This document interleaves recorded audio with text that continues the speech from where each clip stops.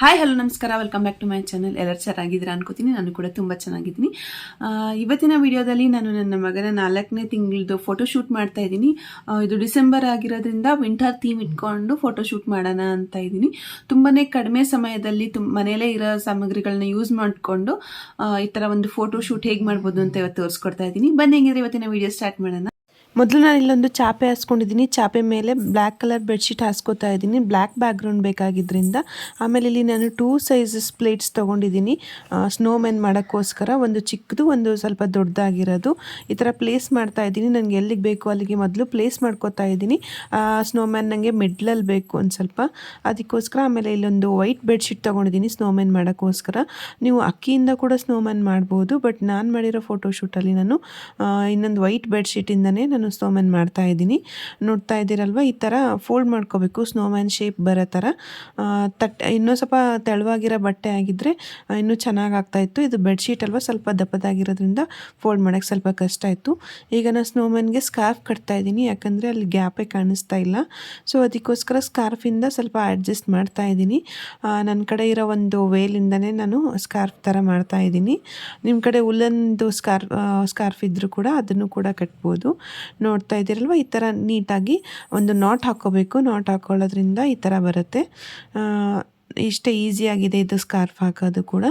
Next ಇದಾದಮೇಲೆ ನಾನು ಆಗಲೇ ಡ್ರಾ ಮಾಡ್ಕೊಂಡು ಇಟ್ಕೊಂಡಿದ್ದೆ ಐಸ್ ಎಲ್ಲ.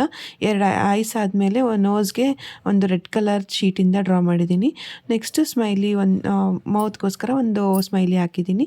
ನೆಕ್ಸ್ಟು ಇದು ಬಟನ್ಸ್ ಥರ 3 ಡ್ರಾ ಮಾಡ್ಕೊಂಡು ಇಟ್ಕೊಂಡಿದ್ದೆ. ಆಮೇಲೆ ಇದು ಕೈಗೂ ಅಷ್ಟೇ ಮೊದಲೇ ಪೇಪರಲ್ಲಿ ನಾನು ಕಟ್ ಮಾಡಿ ಇಟ್ಕೊಂಡಿದ್ದೆ. ನೋಡಿ, ಸ್ನೋಮ್ಯಾನ್ ಆಗಲೇ ರೆಡಿ ಆಯಿತು. ಬಟ್ ನನ್ನ ಕೈ ಹಾಕೋ ಒಂದು ಸ್ವಲ್ಪ ಕಂಫರ್ಟೇಬಲ್ ಆಗ್ತಾ ಇರಲಿಲ್ಲ. ಪ್ಲೇಟ್ ಸ್ವಲ್ಪ ಹೈಟ್ ಆಗಿತ್ತಲ್ಲ, ಅದಕ್ಕೋಸ್ಕರ ಅದನ್ನ ಈಗ ಅಡ್ಜಸ್ಟ್ ಮಾಡಿದೆ ಸುಮಾರಾಗಿ. ಇದಾದಮೇಲೆ ಅದಕ್ಕೆ ಒಂದು ಟೊಪ್ಪಿ ಹಾಕ್ತಾಯಿದ್ದೀನಿ. ನನ್ನ ಮಗಂದೇ ಒಂದು ಟೊಪ್ಪಿ ಇತ್ತು, ಅದನ್ನೇ ಹಾಕಿದೆ. ನೆಕ್ಸ್ಟ್ ಒಂದು ಸ್ಲೇಟಲ್ಲಿ 4 months ಅಂತ ಬರೆದಿದ್ದೀನಿ, ಯಾಕಂದರೆ ಒಂದು 4th month ಫೋಟೋಶೂಟ್ ಅಲ್ವಾ, ಸೊ ಅದಕ್ಕೋಸ್ಕರ 4 months ಅಂತ ಬರೆದಿದ್ದೀನಿ. ನೆಕ್ಸ್ಟ್ ಈಗ ಸ್ನೋ ಬೀಳೋ ಥರ ಮಾಡಬೇಕಲ್ವ, ಅದಕ್ಕೋಸ್ಕರ ನಾನು ಹತ್ತಿನ ತೊಗೊಂಡಿದ್ದೀನಿ. ಹತ್ತಿನ ತೊಗೊಂಡು ನನಗೆ ಎಲ್ಲೆಲ್ಲಿಗೆ ಬೇಕೋ ಅಲ್ಲಿ ಪ್ಲೇಸ್ ಮಾಡ್ತಾಯಿದ್ದೀನಿ. ಒಂಥರ ಸ್ನೋಫಾಲ್ ಆಗ್ತಾಯಿದೆ ಅನ್ನೋ ಥರ ಫೀಲ್ ಆಗಲಿ ಅಂತ ಹೇಳಿ.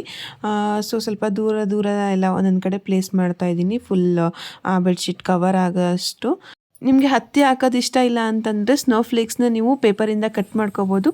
ಯೂಟ್ಯೂಬಲ್ಲೇ ಸುಮಾರು ವೀಡಿಯೋಸ್ ಇದೆ ಸ್ನೋಫ್ಲೇಕ್ಸ್ ಯಾವ ಥರ ಮಾಡ್ಬೋದು ಅಂತೇಳಿ. ಬಟ್ ನಂಗೆ ಅಷ್ಟು ಟೈಮ್ ಇಲ್ಲ ಅಂತ ಹತ್ತಿನ ಯೂಸ್ ಮಾಡ್ತಾಯಿದ್ದೀನಿ. ಜೊತೆಗೆ ನಿಮ್ಗೆ ಬೇಕು ಅಂದರೆ ಒಂದು ಗ್ರೀನ್ ಕಲರ್ ಬಟ್ಟೆ ತೊಗೊಂಡು ಕ್ರಿಸ್ಮಸ್ ಟ್ರೀ ಕೂಡ ಮಾಡ್ಕೋಬೋದು, ಇನ್ನೂ ಚೆನ್ನಾಗಿರುತ್ತೆ. ಆಮೇಲೆ ನೀವು ನೋಡ್ತಾ ಇರ್ಬೋದು, ಮಧ್ಯದಲ್ಲಿ ಸ್ವಲ್ಪ ಸ್ಪೇಸ್ ಬಿಟ್ಟಿದ್ದೀನಿ, ಯಾಕಂದರೆ ಅಲ್ಲೇ ಬೇಬಿನ ಮಲಗಿಸ್ಬೇಕು ಅಂತ ಹೇಳಿ.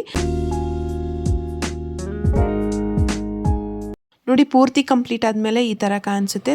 ತುಂಬಾ ಸಿಂಪಲ್ಲಾಗಿ ಮಾಡಿದ್ದೀನಿ ಇದನ್ನ. ಮಧ್ಯದಲ್ಲಿ ಮಗುನ ಮಲಗಿಸಿದ್ರೆ ಫೋಟೋಸ್ ತೆಗೆದುಬಿಟ್ರೆ ಫೋಟೋಶೂಟ್ ಮುಗ್ದೋಗುತ್ತೆ. ನೋಡಿರಲ್ವಾ ಎಷ್ಟು ಈಸಿಯಾಗಿ ಒಂದು ಫೋಟೋ ಶೂಟ್ ಮಾಡ್ಬೋದು ಅಂತ ಹೇಳಿ. ಇವತ್ತಿನ ಈ ವಿಡಿಯೋ ನಿಮಗೆಲ್ಲ ಇಷ್ಟ ಆಯಿತು ಅನ್ಕೋತೀನಿ. ಇಷ್ಟ ಆಗಿದ್ರೆ ವಿಡಿಯೋನ ಲೈಕ್ ಮಾಡಿ, ಹೇಗನ್ನಿಸ್ತು ಅಂತ ಕಮೆಂಟ್ ಮಾಡಿ, ಹಾಗೆ ನಿಮ್ಮ ಫ್ರೆಂಡ್ಸ್ ಜೊತೆಗೆಲ್ಲ ಶೇರ್ ಮಾಡಿ. ಇನ್ನೂ ನನ್ನ ಚಾನಲ್ನ ಸಬ್ಸ್ಕ್ರೈಬ್ ಮಾಡಿಲ್ಲ ಅಂದರೆ ಸಬ್ಸ್ಕ್ರೈಬ್ ಮಾಡಿ. Thank you.